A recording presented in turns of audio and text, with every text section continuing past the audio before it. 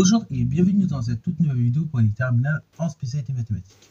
Dans cette vidéo, je vous propose un exercice type bac concernant la partie des probabilités conditionnelles. Alors oui, vous allez vous dire, c'est un peu bizarre. D'habitude, quand je fais un exo type bac, en général, j'essaie de réunir tout le chapitre en même temps. Bon, alors pourquoi je fais comme ça? C'est parce qu'en fait, pour vous montrer que la partie première concernant les probabilités, bon, là, il y aura un peu de secondes, je vais essayer d'innover. Mais sinon, la partie première peut tout à fait vous suffire afin de réussir une partie d'exo sur les probabilités. Et donc, du coup, je vais vous faire sur deux parties afin que la vidéo de type bac, de toute façon, soit un peu moins longue. Et parce qu'en général, bon, voilà, il faut bien prendre le temps de bien détailler les choses. Donc, du coup, je vais laisser la vidéo en pause, essayer de réaliser exo, et ensuite, on va tout simplement corriger. Sur ce, donc, correction. Alors, ce que je vous propose, afin de répondre à la question 1, qu'il s'agit de faire un arc pondéré, et pour y arriver au mieux, c'est de répondre, c'est de lire l'énoncé, ok? Et d'ailleurs, vous, chez vous, pareil, quand vous faites l'exo sur les probas, et pour n'importe quel exo de proba, en fait, ça marche pareil, et vous lisez d'abord l'énoncé. Donc, l'énoncé est le suivant. On a un sondage, en fait, qui a été réalisé auprès des élèves de terminale, au sujet, donc, de la bourse. Ce sondage, donc, il révèle que 35% des élèves, donc, détenaient la bourse, et que le reste, donc, ne l'avait pas. De plus, on sait également que 500% des élèves qui n'étaient pas boursiers, donc au lycée, on sous-entend, sont éligibles à la bourse en L1. Donc L1, c'est tout simplement en première année d'études supérieures. Et puis, 90% des élèves ayant eu la bourse en terminale sont éligibles à la bourse en L1, donc en première année d'études sup. On intéresse donc au hasard un élève de terminale, puis on va noter les événements suivants. T, l'élève a la bourse en terminale, et B, l'élève est éligible à la bourse en L1. Et donc, le but, c'est de réaliser un arc pondéré à l'aide de ces données-là.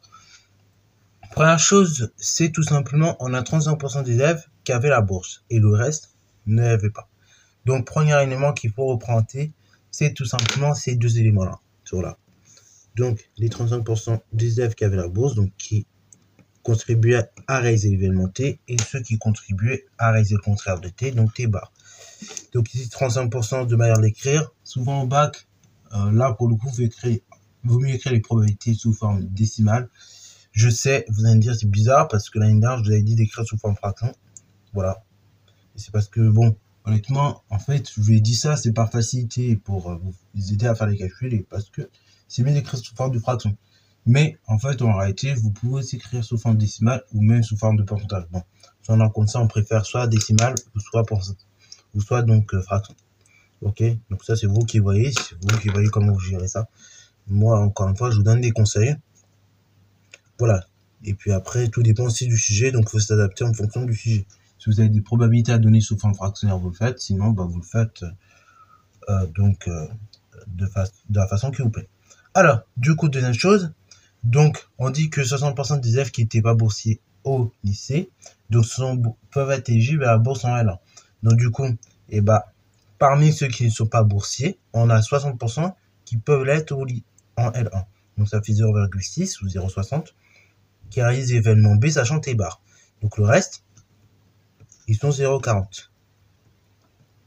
Pareil, donc là, pour ceux qui étaient déjà boursiers en terminale, c'est 90% des élèves qui peuvent l'être à nouveau en L1. Et au contraire, donc, le reste, il ne pourra pas être boursier. Donc ça fait 0,10. Voilà, donc là, l'arbre pondéré, il est fait. Deuxième étape, c'est calculer donc deux probabilités. P de T inter B et P de T bar inter B. Et donc, interpréter ces deux probabilités-là. Donc là, c'est du classique, encore une fois. Donc, P de T inter B. Donc, rapidement, là, on va voir ça d'un point de vue ensembliste. Ok, les amis? Donc, on va présenter un ensemble. Et après, à partir de l'ensemble, parce que c'est vrai que j'étais pas présenté ça comme ça. Donc on prend deux ensembles, on prend l'ensemble T et un ensemble B. Voilà, et en fait l'ensemble T inter B, c'est tout simplement tous les éléments qui à la fois appartiennent à T et à la fois appartiennent à B. Donc c'est l'ensemble que je colorie en jaune, ok? Donc ça c'est T inter B, ok? Comme ceci. Et du coup on peut aussi représenter, là je vais le faire sur un diagramme plus haut. Donc un T bar inter B, ok? Donc là, pareil, on prend deux éléments. Donc, je garde les mêmes couleurs. T en rouge et B en vert. En vert. Du coup, T bar inter B, ce sont tous les éléments qui ne sont pas d'un T, ok, mais qui appartiennent à la fois d'un B. Donc, du coup, c'est toutes ces parties-là. Ok, je répète, hein, T inter B bar, c'est l'ensemble que je suis en train de colorier. Et bas dans ce cas-là, T bar inter B plutôt. Voilà, donc ici c'est T bar inter B. C'est tous les éléments qui appartiennent à la fois à B et qui à la fois n'appartiennent pas à T. Donc du coup, c'est tout l'ensemble que j'ai colorié en jaune. Bon, concrètement, là, on a vu ça d'un point de vue ensembliste, ok, d'un point de vue des ensembles. Mais si je vois ça d'un point de vue probabilité, bah là, concrètement, c'est la probabilité que l'événement T se réalise en même temps que l'événement B se réalise. Autrement dit, la probabilité que notre élève avait la bourse en terminale et qu'il puisse l'avoir en L1. Voilà, c'est ce que ça signifie. Bon, maintenant, on va la calculer, cette probabilité, parce que c'est bien beau comprendre ce que ça signifie. Et donc, on sait de la pondérer très souvent. Donc, P de T inter B, regardez, c'est le chemin que je trace en bleu. Voilà, donc il est là. Donc, c'est P de T fois P de B, sachant l'événement T. Ok, là, pareil, quand vous faites la probabilité, quand vous suivez un chemin, en fait, et ben, vous multipliez toutes les probabilités, vous croisez sur votre chemin.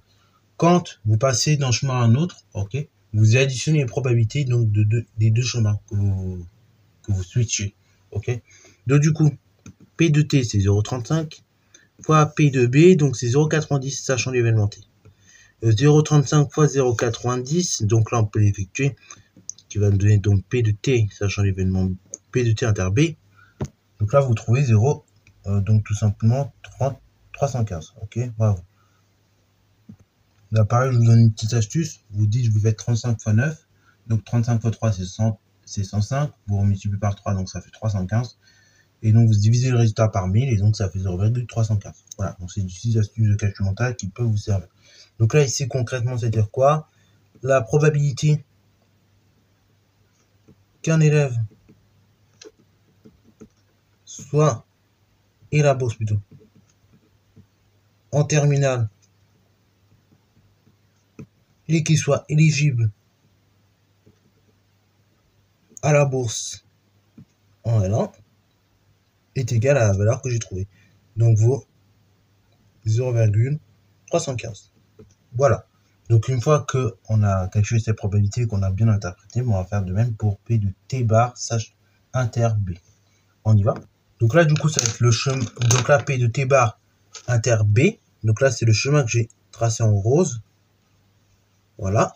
Et donc, bah, pareil, quand vous faites ce chemin-là, vous allez multiplier toutes les probabilités, vous croisez. Donc, on y va. Donc, pour cela, on va écrire que P de T bar inter B, c'est P de T bar fois P de B, sachant l'événement de T bar. Ok, donc c'est bien ça, hein, c'est bien P de T. Ok, donc vous croisez P de T bar, et après, donc c'est P de B, sachant l'événement de T bar. Ok, et donc, du coup, P de T bar, on avait dit c'est 0,65 fois 0,60. Donc, ça nous donne la chose suivante. Donc, quand vous effectuez le calcul, vous trouvez 0,39. Là, pareil, je vous donne encore une astuce pour y arriver. Vous faites donc 65 fois 6. Donc, vous dites d'abord c'est 65 fois 2, 130. Vous multipliez 3 fois 130, ça fait 390. Et donc, vous divisez par 1000, ça fait 0,39. Voilà. Donc, ça, pareil, essayez de gagner comme ça en calcul mental. Parce que si vous faites après des maths un peu plus poussées, parfois, on n'a pas toujours droit à la calculatrice en études sup. Et même, bon, pour le bac, ça vous permet de gagner du temps. Et même dans le contrôle, c'est pareil, vous faites des calculs à la main, c'est plutôt pas mal. Donc ça veut dire quoi concrètement cette probabilité? C'est-à-dire que la probabilité qu'un étudiant ou bien qu'une personne, ouais, on va dire qu'une personne soit ait la bourse, enfin n'ait pas la bourse plutôt, en terminale, mais ou bien et qui soit éligible à celle-ci en première année, c'est 0,39. Bon, on continue donc. Troisième question, montrer que probabilité d'événement B, donc c'est égal à 0,705. Ok, donc bah pareil, probabilité de l'événement B. Donc là on regarde vite fait sur la pondérée. Donc sur la pondérée, on voit que le B, il y a l'événement B, donc on a deux manières d'atteindre cet événement B. Soit vous faites, donc vous prenez T et ensuite vous prenez B, donc c'est T inter B, ou soit vous prenez l'autre chemin, donc T bar et B, afin d'atteindre notre événement B. Ok, soit vous prenez T bar inter B, soit vous prenez T inter B. Donc vous voyez bien, il y a deux chemins différents. Donc là, ça va être la formule des probabilités totales. Donc on va additionner la probabilité de cette première intersection plus la probabilité de cette deuxième intersection. Donc autrement dit, si je calcule, P de B c'est égal à quoi? C'est P de T inter B plus P de T bar inter B, et c'est tout. C'est-à-dire, donc, c'est la chose suivante. Donc là, on remplace directement par les résultats qu'on a trouvé. C'est 0,315 plus 0,39. On effectue les calculs. Donc là, je trouve 5 au niveau des de 10-3, ok, des 10 millièmes. Au niveau des centièmes, donc je trouve 0. Je retiens 1, donc 3 et 3 plus 1, ça fait 7. Et là, j'ai 0. Donc ça fait bien 0,705. Voilà, donc ça c'est probabilité de l'événement B. Donc là, vous voyez, pareil, encore une fois, si vous pouvez éviter la calculatrice, le plus longtemps possible, évitez-la. Voilà, ça va pas un gain de temps. Donc ça, c'est probabilité de l'événement B, c'est nickel. Donc ensuite, on déduit à la probabilité de l'union. Alors c'est là où c'est un petit peu original ce sujet, parce qu'en fait, dans les sujets bac classiques, vous serez toujours interrogé sur le même type d'exo. Souvent, c'est des probas conditionnels, comme on le fait là, dans question 1, question 2, question 3, puis ça sera le cas de question 5. Donc en fait, souvent, c'est des probas conditionnels, c'est toujours la même chose, c'est-à-dire c'est le même enchaînement de questions que vous avez connu l'année dernière. Enfin, dans le pondéré, calculer la probabilité d'une intersection, calculer une probabilité totale, et on reverra question 5, donc calculer la probabilité conditionnelle.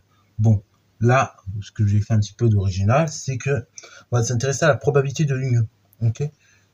Donc la probabilité d'union, P de T union B, là c'est une formule que vous avez vue en seconde normalement, en fait. Pour calculer P de T union B, c'est quoi? Il vous faut donc P de l'événement T plus P de l'événement B, et vous retirez à ça donc la probabilité de l'intersection, donc P de T inter B. Alors on va expliquer cette formule que normalement vous avez vu en seconde, mais peut-être que vous vous rappelez plus, ou peut-être que tout simplement, la seconde c'était difficile. Et je reconnais la seconde c'est difficile parce qu'il y a eu le confinement, il y a eu les demi-groupes, donc la plupart des professeurs de maths n'ont pas eu le temps de finir le programme, tout simplement. Donc là on a un univers, oméga, on prend deux événements. Donc on prend T, on prend ensuite B. Et en fait, qu'est-ce qui va se passer? Et tout d'abord, donc pour avoir la probabilité de l'union, donc de T union B, il nous faut la probabilité de l'événement T. Voilà, donc je colorie là. Et après, il me faut la probabilité de l'événement B. Sauf que là, vous allez être rendu compte, quand j'ai colorié deux fois cette zone-là. Ok, que je vais mettre en valeur en jaune. Et qu'est-ce que je vais faire donc? Et vous avez compris, on prend la probabilité de l'événement T plus la probabilité de l'événement B, et vous allez retirer la zone qui est entourée tout simplement en jaune. Pourquoi? Parce que tout simplement, sinon cette zone est comptée deux fois. Elle est comptée une fois quand je prends la probabilité de T et une deuxième fois quand je prends la probabilité de B. Et donc cette zone que j'ai mis en jaune, ça c'est T inter B. D'où la formule que vous avez là. P de T plus P de B, probabilité d'événement T plus probabilité d'événement B, et j'enlève la probabilité d'intersection. Donc let's go. Là on va appliquer P de T union B. C'est donc P de T. Alors P de T ici, elle nous était déjà donnée, c'est 0,35. P de B, donc là on l'a calculé précédemment, c'est 0,705 moins probabilité de l'intersection. Donc là T, probabilité d'événement T inter B. Donc là, on l'avait calculé par question 2, donc ça fait moins 0,315. Ok, donc on effectue le calcul, P de T union B, attention, c'est égal à la chose suivante. Et donc, quand vous effectuez le calcul, vous trouvez P de T union B égale 0,74. Alors là, je vous ai mis le détail pareil, pour éviter d'avoir à faire le calcul à la calculatrice, pour revenir aux bonnes habitudes. Et donc là, normalement, vous trouvez bien 0,74 quand on fait cette probabilité-là. Donc, ça veut dire quoi? Ça veut dire que la probabilité qu'un élève et la bourse en terminale, ou qu'il soit éligible à celle-ci en L1, et c'est quoi? Elle est de 0,74 ou 74%.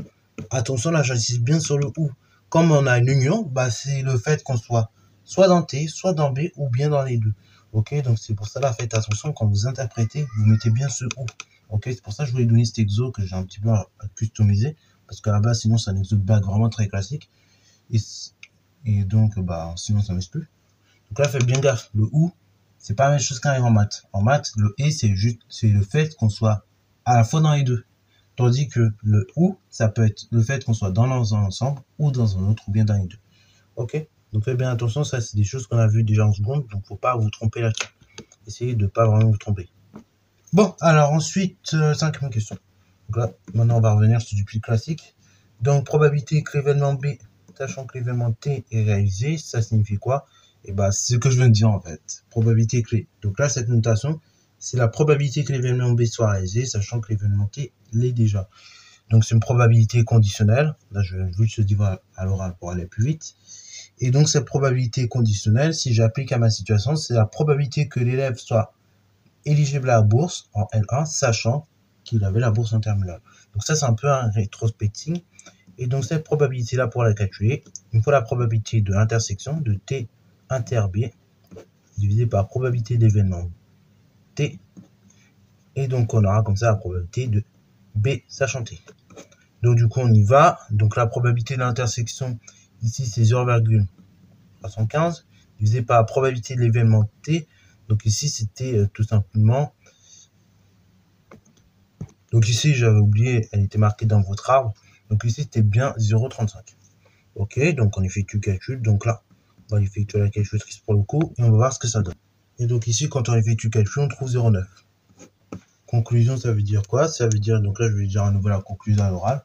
Ça veut dire que concrètement, la probabilité que votre élève soit éligible à la bourse en L1, sachant qu'il l'avait en terminale, c'est égal à 0,9. Autrement dit, donc vous avez 90% de chance d'être éligible à la bourse en L1, sachant que vous l'aviez été déjà en terminale. Voilà. Alors, petite remarque au niveau de cette probabilité-là qu'on a calculée. En fait, en réalité, il existe une formule que qu'on peut faire apprendre en maths complémentaire, qui consiste à faire ce fameux rétrospecting afin de calculer cette probabilité. Donc ça, c'est la formule de Bex. Et donc, elle me dit quoi? Elle dit que probabilité de l'événement B, sachant que T est réalisé, c'est quoi? C'est probabilité donc de T inter B divisé par probabilité de T, jusqu'à là tout va bien. Mais ça veut dire quoi? C'est la probabilité que l'événement T soit réalisé, fois la probabilité que l'événement B soit réalisé, sachant que l'événement T l'est déjà, divisé par la probabilité de l'événement T. Donc en fait, on a arrêté cette formule de Bex, sans savoir, en fait, depuis la première, on est en train de la manipuler. Et pour trouver cette probabilité-là. Donc ça, c'est tout simplement la formule de Bex. Voilà, donc je vous la donne, parce que parfois ça peut servir en maths complémentaire ou en SPI également. Même si on l'a fait apprendre en maths complet. Donc voilà, c'est tout pour cette vidéo. Rien de plus à dire. Donc j'espère que si elle t'a plu, si c'est le cas, n'hésite pas à la liker, commenter et bon reste à toi en mathématiques et en sciences.